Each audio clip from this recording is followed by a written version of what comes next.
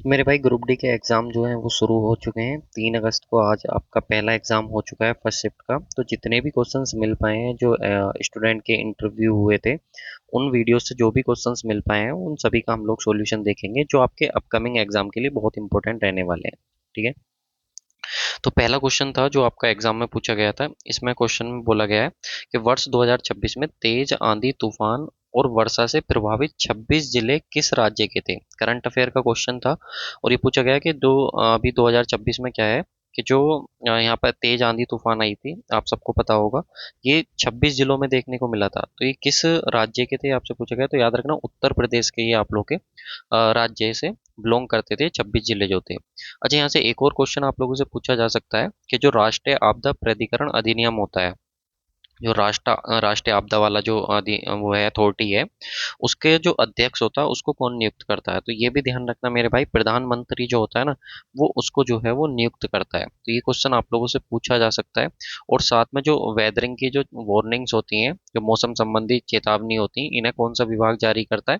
तो आईएमडी। ये क्वेश्चन भी पूछा जा सकता है, यानी कि भारतीय मौसम विभाग जो है, विज्ञान विभाग जो है, वो आपको इस चीज़ की जानकारी देता है। तो ये सब क्वेश्चन जो हैं वो आप लोगों से पूछे जा सकते हैं। अगला क्वेश्चन देखो जो आप लोगों से पूछा गया है कि आप लोग का, यदि किसी वस्तु की गतिज ऊर्जा 20 जूल से बढ़ा करके 140 जूल हो जाए तो उस पर किया गया कार्य कितना होगा। तो ध्यान रखना, जब भी आप लोगों से कार्य पूछे और ऊर्जा दे करके रखें, तो एक कार्य ऊर्जा प्रमेय होती है। कार्य ऊर्जा प्रमेय आपको पता होगा, यानी कि work energy theorem. Work energy theorem तो ये बोलती है कि चेंज इन वर्क डन जो होगा वो चेंज इन काइनेटिक एनर्जी के इक्वल होगा। तो काइनेटिक एनर्जी देखो कितनी, गतिज ऊर्जा जो है वो कितनी हुई, 40 से बढ़ करके 140 हुई है। यानी कि पहले 40 थी, बाद में कितनी होगी 140। तो कितना चेंज हुआ, तो चेंज कैसे निकालते हैं, माइनस करके। यानी कि 140 माइनस 40 तो कितना आ जाएगा 100 जूल। यानी कि कार्य कितना था हमारे पास 100 जूल का। तो इसका करेक्ट आंसर जो हो जाएगा वो कितना हो जाएगा, 100 जूल हो जाएगा। ध्यान रखना, अच्छा क्वेश्चन था। अब हो सकता है कि आने वाले उसमें जो आप लोगों से काइनेटिक एनर्जी के यानी गतिज ऊर्जा के फॉर्मूले पे पूछ ले, तो याद रखना हाफ एम वी स्क्वायर, ये गतिज ऊर्जा का जो है वो फॉर्मूला होता है, जहाँ पे मास होता है, द्रव्यमान होता है और ये आप लोग का वेग होता है। ठीक है, ये ध्यान रखना। और एक और क्वेश्चन होता है, ये क्वेश्चन पूछा जाता है, यदि किसी वस्तु की गति दुगुनी कर दी जाए तो गतिज ऊर्जा कितनी हो जाएगी। तो देखो वी दुगुना करोगे तो वी का स्क्वायर कितना हो जाएगा 4 बी, यानी कि काइनेटिक एनर्जी कितनी हो जाएगी 4 गुना हो जाएगी। ये क्वेश्चन भी पूछा गया है, पूछा जाता है, मतलब साइंस से रिलेटेड। ठीक है, ध्यान रखना। अगला क्वेश्चन देखो, इसमें क्या बोल रहा है। इस क्वेश्चन बोल रहा है कि 60 वॉट शक्ति और 120 वोल्ट विभव वाले बल्ब में प्रवाहित विद्युत धारा उसने पूछी थी। यानी कि हमें फॉर्मूले में जो है वो शक्ति दी हुई है, जो पावर होती है वो कितनी दी है 60 वोट दी हुई है। ठीक है, इसके साथ ही उसने वोल्टेज दिया हुआ कितना, 120 वोल्ट का। 120 वोल्ट का, तो उसने धारा पूछी थी। तो हम सबको पता है P is equal to V I, यानी कि जो शक्ति होती है वो विद्युत वोल्टेज और करंट के प्रोडक्ट के इक्वल होती है। तो ये कितना दिया हुआ था, हमें 60 दिया हुआ था, वोल्टेज कितना दिया हुआ 120, और करंट उसने पूछा था, तो आई कितना हो जाएगा 60/120, यानी कि 60 दूनी 120। तो 1/2 आया, सोल्व करेंगे तो 0.5 एम्पियर। तो ये क्वेश्चन आप लोगों से पूछा गया है भाई, ध्यान रखना। इसी से रिलेटेड और क्या पूछ सकता है, तो भाई यहाँ से पूछ सकता है आप लोगों से, वो पूछ लेगा कि शक्ति का मात्रक बता दो, क्या होता है, वाट होता है। या ओम्स लॉ पे क्वेश्चन आप लोगों से यहाँ से बन सकता है, Ohm's law V upon I is equal to होता है आर। आर जो होता है वो प्रतिरोध होता है, रेजिस्टेंस, जिसकी यूनिट ओम होती है। वोल्टेज होता है, करंट होता है। यहाँ से क्वेश्चन पूछेगा, बिल्कुल पक्का पूछेगा, ध्यान रखिएगा भाई। सबके सब क्वेश्चन 3 अगस्त के हैं, जो फर्स्ट शिफ्ट हुई थी उसके। नेक्स्ट क्वेश्चन देखो, आप लोगों से पूछा गया, यहाँ पे पूछ रहा है कि आवर्ती तरंगदैर्घ्य और चाल के बीच क्या संबंध होता है। ये भी एग्जामिनर का फेवरेट क्वेश्चन है, बहुत क्वेश्चन पूछता है ये, कि जो हमारे पास फ्रीक्वेंसी होती है, जिसको हम nu is equal to C upon lambda ऐसे भी लिखते हैं, कई बार ऐसे भी दिया होता है, या इसको एफ इज इक्वल टू भी लिख लेते हैं, फ्रीक्वेंसी सी अपॉन लेमडा। यहाँ पे सी जो होती है वो स्पीड ऑफ लाइट होती है, ये स्पीड होती है वेव की। और गामा जो होता है ये आप लोग की तरंग दैर्ध्य होती है भाई, जिसको हम लोग वेवलेंथ बोलते हैं। और ये हमारी फ्रीक्वेंसी होती है, फ्रीक्वेंसी बोले तो आवर्ती। ठीक है, तो ये हमारे पास आवृत्ति होती है, ये हमारे पास लाइट की चाल होती है, और ये तरंग दैर्ध्य होती है। तरंग दैर्ध्य की यूनिट पूछे तो याद रखना मीटर होती है। आप लोगों से पूछ सकता है एक एंगस्ट्रॉम में कितने होते हैं, तो 10⁻⁻10 मीटर होते हैं, ये ध्यान रखना। एंगस्ट्रॉम में भी देखने को मिलेगा। और आवृत्ति की यूनिट हर्ट्ज होती है, ये भी आप लोगों से पूछा जा सकता है। तो ये सारे के सारे इंपॉर्टेंट हैं। अच्छा, आवर्ती और एक आवर्तकाल में एक रिलेशन होता है कि जो आवृत्ति होती है वो 1/√, आवर्तकाल के इक्वल होती है। तो यहाँ से भी क्वेश्चन आप लोगों से पूछा जा सकता है। तो जितने भी चीज़ें हैं जो पूछी गई हैं और क्या पूछ सकता है एग्जामिनर उससे रिलेटेड, वो सब जो है हम लोग अपना कवर करके चल रहे हैं। अगला क्वेश्चन देखो, इसमें क्या बोला है। इस क्वेश्चन बोला है कि 80 ग्राम जल है हमारे पास में, 20 ग्राम हमने नमक घोलने पर विलयन की सांद्रता बताओ कितनी होगी। यानी कि उसने हमसे कंसंट्रेशन को पूछा है कि कितनी कंसंट्रेशन हो जाएगी अगर हमने 80 ग्राम वाटर में अगर 20 ग्राम हमने सॉल्ट को घोला हुआ।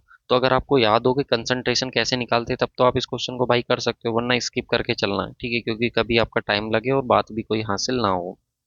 तो ध्यान रखना, जो चीज़ आपने घोली है, जैसे आपने सोल्ट घोला है 20 ग्राम, तो उसको रखोगे ऊपर, और टोटल सॉल्यूशन कितना बना है, तो 20 ग्राम तो नमक था और 80 ग्राम पानी था, यानी कि 100 ग्राम का सॉल्यूशन बना है, तो नीचे आ जाएगा 100 ग्राम। मल्टीप्लाई करा देंगे 100 से, परसेंटेज में निकालने के लिए, तो 100 से 100 कट जाएगा, तो कितना आ जाएगा, 20% की कंसंट्रेशन यहाँ पे देखने को मिलेगी। ये क्वेश्चन आप लोगों से पूछा जा सकता है। और एक और क्वेश्चन पूछा जा सकता है, याद रखना, जो हमारा क्या बोलते हैं, जो सैचुरेटेड सॉल्यूशन होता है, संतृप्त विलयन, वो बहुत ज़्यादा पूछता है एग्जाम में। वो होता है वह विलयन जिसमें जो है हम लोग और अधिक विलय न घोला जाए, मतलब जब ये जो हमारा कंसंट्रेशन होता है, जो हमने घोला, जैसे नमक घोला, तो जितना घोल सकते थे उस पानी के अंदर घुल गया, अब उससे ज़्यादा नहीं घुलेगा, तो वो हमारा ऐसा होता है संतृप्त सॉल्यूशन बोलते हैं, सैचुरेटेड सॉल्यूशन, ठीक है। और आपको पता ही है, जैसे ये हमारा विलायक था और ये हमारा जिसमें हमारा घुला है, ठीक है, ये हमारा जो है विलय है, नहीं नहीं सॉरी, जो घुला है वो विलेय है, ठीक है। और जिसके अंदर घुला है, जैसे पानी के अंदर घुला है, तो ये हमारा विलायक है। तो ये भी पूछ लेता है कि इनमें से कौन सा विलेय है कौन सा विलायक है, यानी कि इसको सोल्यूट बोलते हैं और इसको हम लोग अपना सोलवेंट बोलते हैं। तो जिसके अंदर चीज घुल रही है, जैसे पानी के अंदर नमक घुल रहा है, तो पानी जो हो जाएगा वो क्या हो जाएगा, तो वो हमारे पास हो जाएगा विलायक, यानी कि सोलवेंट। और जिस जो घुल रहा है, नमक घुल रहा है, तो नमक हो जाएगा विलेय, यानी कि सोल्यूट। ठीक है भाई, ध्यान रखना। चलो नेक्स्ट क्वेश्चन की बात करते हैं। न्यूरॉन का कौन सा भाग संदेश प्राप्त करता है, तो ये क्वेश्चन पूछा गया था। तो न्यूरॉन का जो हम लोग देखते हैं, न्यूरॉन के पार्ट्स होते हैं, ठीक है। तो उसका जो डेंड्रोट वाला पोर्शन होता है, याद रखना, डेंड्राइट वाला जो पोर्शन होता है, डेंड्राइट जिसको बोलते हैं, तो ये डेंड्राइट जो करता है हमारा, वो संदेश को जो है वो प्राप्त करता है। तो ये आप लोग जो है वो ध्यान रखिएगा।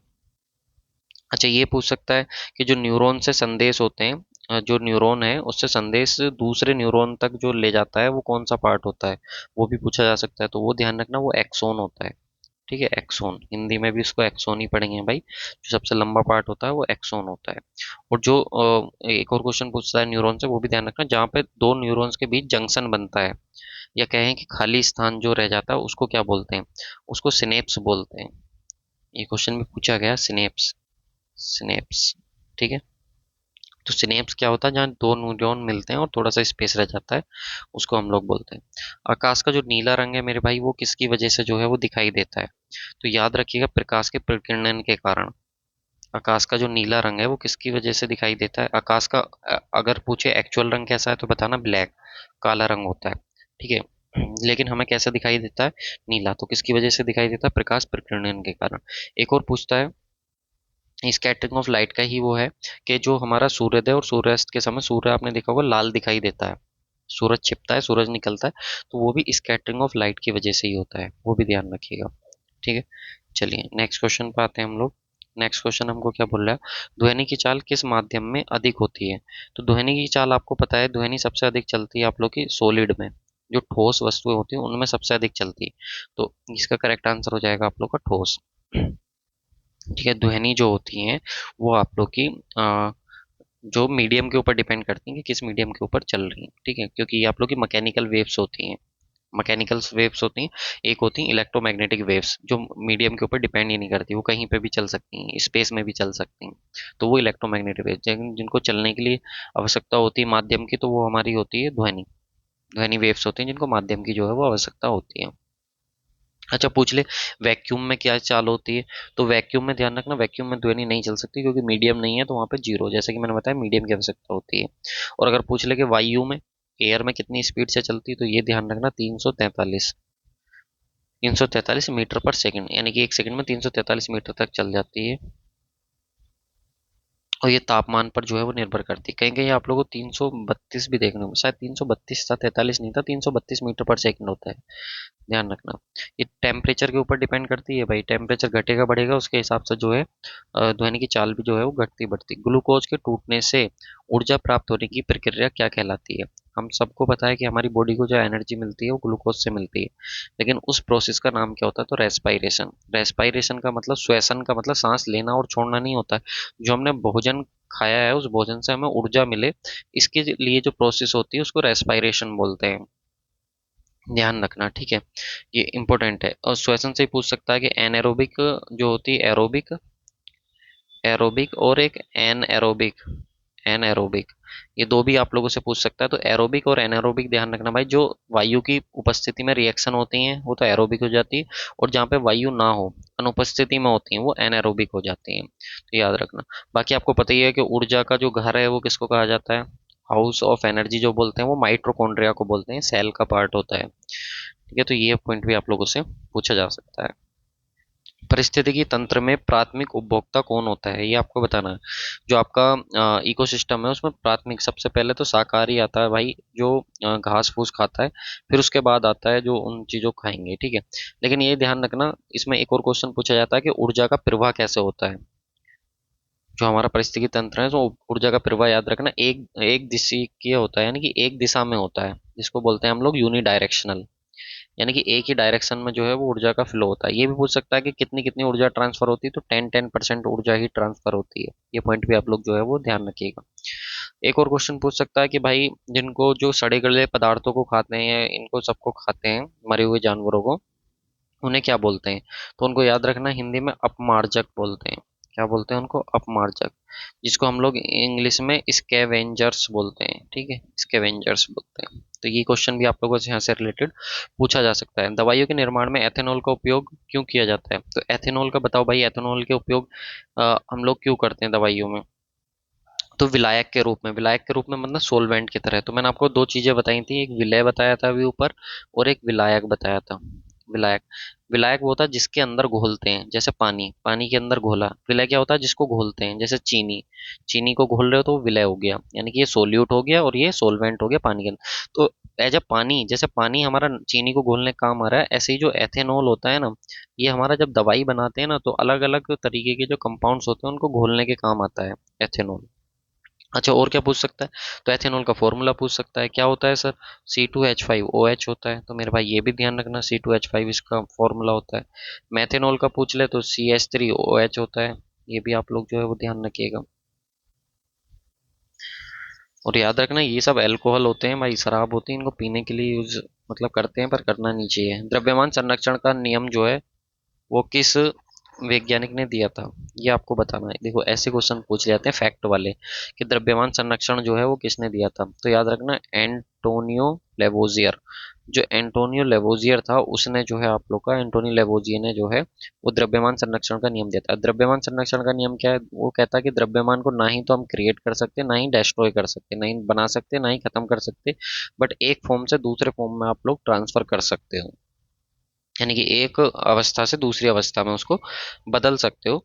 ये चीज आप लोग ध्यान रखना। अच्छा, यहाँ से एक और क्वेश्चन पूछ सकता है, इंपोर्टेंट है, law of constant proportion. Law of constant proportion ये क्या होता है? स्थिर अनुपात का नियम। स्थिर अनुपात का नियम, स्थिर अनुपात का नियम जो था वो किसने दिया था? तो याद रखना, प्राउस्ट ने दिया था। जो जोसेफ प्राउस्ट था, जोसेफ प्राउस्ट, भाई इंग्लिश में भी हिंदी में भी यही आएगा लिखा हुआ, जोसेफ प्राउस्ट। तो जोसेफ प्राउस्ट ने जो है ये दिया था, जो आपका स्थिर, यानी कि हम लोग बोले लॉ ऑफ कांस्टेंट प्रोपोर्शन था। अगला क्वेश्चन देखो क्या है, जो हमको बोला पौधों में पेरेकाइमा का उत्तक का मुख्य कार्य क्या है? तो याद रखना, जो हमारे पौधे होते हैं उनमें अलग अलग टिश्यूज होते हैं, लेकिन जिसमें से कि हमारा जो है पेरेकाइमा है, जिसका काम होता है हमारे पास भोजन को संरक्षण करना, भोजन को ग्रहण करना, स्टोर करना फूड को। तो जो स्टोर करता है फूड को वो होता है। अच्छा, ऐसे ही पूछ लेगा जाइलम का काम क्या होता है? तो जाइलम का याद रखना, जय फॉर जाइलम, जय फॉर जल। जो जाइलम ये भी टिश्यू होता है, ये जल को लेके जाता है, ये ध्यान रखिएगा, इंपॉर्टेंट है। वैसे फ्लोएम का पूछ ले तो फ्लोएम याद रखना, फ्लोएम फूड, ये फूड को कैरी करता है, जो फूड को लेके जाता है प्लांट्स के अंदर, तो इंपॉर्टेंट है, पूछा जाएगा। नेक्स्ट क्वेश्चन, लेंस की आवर्धन क्षमता। देखो भाई, लेंस की पूछे तो याद रखना M is equal to V upon U, और अगर दर्पण की पूछे तो मेरे भाई दर्पण की याद रखना M is equal to minus V upon U. ये हमारी इमेज तक की डिस्टेंस होती है, वस्तु तक की दूरी होती है। ऐसी फोकल लेंथ का फॉर्मूला पूछे तो मिरर का पूछे तो one upon F is equal to one upon V plus one upon U, ये दर्पण का है मेरे भाई। अगर आपसे पूछे लेंस का तो one upon F is equal to one upon V minus one upon U, ये माइनस आता है। ऐसी लेंस की पावर का फॉर्मूला पूछे, सिर्फ पावर का तो याद रखना वन अपॉन एफ होता है, जहाँ फोकल लेंथ किस में रहेगी, मीटर में। अगर फोकल लेंथ सेंटीमीटर में दी है तो एफ अपॉन एफ, नीचे सेंटीमीटर, ऊपर 100 रख देना, नीचे फोकल लेंथ सेंटीमीटर में रख देना। और इसका ये भी याद रखना डायोप्टर, ये भी पूछ सकता है कि इसकी क्षमता का मात्रक क्या होता है, डायोप्टर होता है। भाई ज़्यादा बड़ी तो क्लास नहीं हो रही है ना, ठीक है, शॉर्ट में खत्म करना। न्यूटन का जो दूसरा नियम है वो क्या बोलता है, न्यूटन का दूसरा नियम F is equal to M A, ये बोलता है change of momentum, rate of change of momentum जो होता है वो फोर्स के इक्वल होता है। यानी कि हम लोग बात करें आवेग का जो संवेग का जो परिवर्तन की दर होती है, संवेग के परिवर्तन की जो दर होती है उसको बल कहते हैं। यहाँ पे द्रव्यमान होता है, एक्सेलरेशन होता है, इसका मात्रक मीटर पर सेकंड स्क्वायर होता है और इसका किलोग्राम होता है। तो ये सब आप लोगों से जो है वो पूछ सकता है। अपवर्तनांक का सूत्र याद रखना, अपवर्तनांक का जो सूत्र होता है वो होता है N is equal to C upon V. और पूछे तो याद रखना एक माध्यम में प्रकाश की गति, यानी कि पहले माध्यम में प्रकाश की गति डिवाइडेड बाय दूसरे माध्यम में प्रकाश की गति, ये जो है अपवर्तनांक होता है और इसका कोई भी मात्रक नहीं होता है, ये ध्यान रखना। और ये भी ध्यान रखना हवा का जो अपवर्तनांक होता है वो 1 होता है, ये भी पूछा जा सकता है। सबसे ज्यादा किसका होता है तो याद रखना डायमंड का। इसके बाद हमसे डीकम्पोजिशन रिएक्शन की बात कर रहा है वो, अपघटन अभिक्रिया की। अपघटन अभिक्रिया जिसमें कोई चीज टूट जाती है, ठीक है। ऐसी होता है हमारे पास कॉम्बिनेशन रिएक्शन जिसमें दोनों मिलके एक चीज को बनाते हैं। तो जैसे यहाँ पे कैल्शियम कार्बोनेट था, जब ये टूट गया तो CaO और CO2, ये क्वेश्चन आप लोगों से पूछा गया था कि ये किस टाइप की रिएक्शन है, तो एक डीकम्पोजिशन रिएक्शन है। 10th क्लास का पहला ही चैप्टर है ये। कोशिका झिल्ली लचीली क्यों हो जाती है, जो कोशिका झिल्ली होती है वो फ्लेक्सिबल क्यों हो जाती है, तो याद रखना जो उसमें फास्फोलिपिड की जो द्विस्तरीय संरचना जो होती है, यानी कि ड्यू टू फास्फोफिलिड्स बाइलेयर, यानी कि जो फॉस्फोलिपिड होता है इसकी 2 लेयर होती हैं, 2 लेयर होने की वजह से जो है ये हमारी फ्लेक्सिबल होती है। इसके बाद पूछा विस्थापन समय का ग्राफ का जो ढाल होता है वो क्या बताता है, यानी कि एक तरफ हमारा डिस्प्लेसमेंट है, एक तरफ टाइम है, इसका जो ग्राफ है वो हमें क्या देगा। तो कैसे निकालते हैं, तो हमको पता है कि वेग बराबर जो होता है वो क्या होता है, विस्थापन बटे समय होता है। वेग बराबर क्या होता है, विस्थापन बटे समय। जब आप निकालोगे तो विस्थापन आएगा, समय आएगा, तो ये वेग को ही तो बताएगा, ठीक है। तो विस्थापन बटे समय किसको बताएगा, वेग को। तो याद रखना ये वेग होता है, इंपॉर्टेंट है, पूछा जाएगा।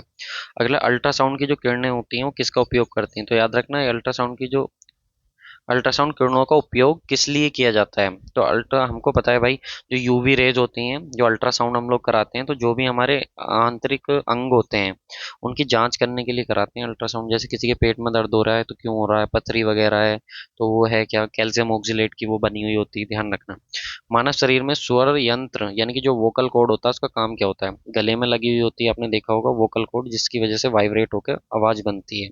तो ध्वनि उत्पन्न करने का इसका काम होता है, साउंड को प्रोड्यूस करने का इसका काम होता है, ठीक है भाई। इसके बाद ये लास्ट क्वेश्चन है, वर्ष 2026 में तमिलनाडु के जो वर्तमान मुख्यमंत्री हैं थालापति विजय, उनकी पार्टी का नाम क्या है, तो TVK। TVK मतलब तमिलगा वेत्री कड़ंगम, ये भाई इनकी पार्टी का नाम है, ये ध्यान रखिएगा, ये पूछा जा सकता है। इनका चुनाव चिन्ह क्या है, इनकी पार्टी का चुनाव चिन्ह क्या है, आप लोग कमेंट करके बताना, क्योंकि ये भी आप लोगों से जो है पूछा जा सकता है। ध्यान रखना ये जो राजनीतिक पार्टी वगैरह होती है इनको मान्यता और चिन्ह कौन देता है, तो वो इलेक्शन कमीशन देता है। इंडिया का जो इलेक्शन कमीशन है वो किसी भी राजनीतिक पार्टी को मान्यता और उनका चुनाव चिन्ह जो है वो देता है। बाकी आपको पता ही होगा जो मुख्य चुनाव आयुक्त होता है उसको भारत का प्रधानमंत्री नहीं, राष्ट्रपति नियुक्त करता है, ध्यान रखना, ठीक है। भारत के राष्ट्रपति द्वारा नियुक्ति की जाती है। बाकी इनका TVK का क्या चुनाव चिन्ह है वो आप लोग कमेंट करके बताना। बाकी सेकंड शिफ्ट के भी करा देंगे, आपका रेस्पॉन्स अच्छा रहना चाहिए, डिटेल में ही वो कराएंगे भाई क्या क्या और पूछा जा सकता है।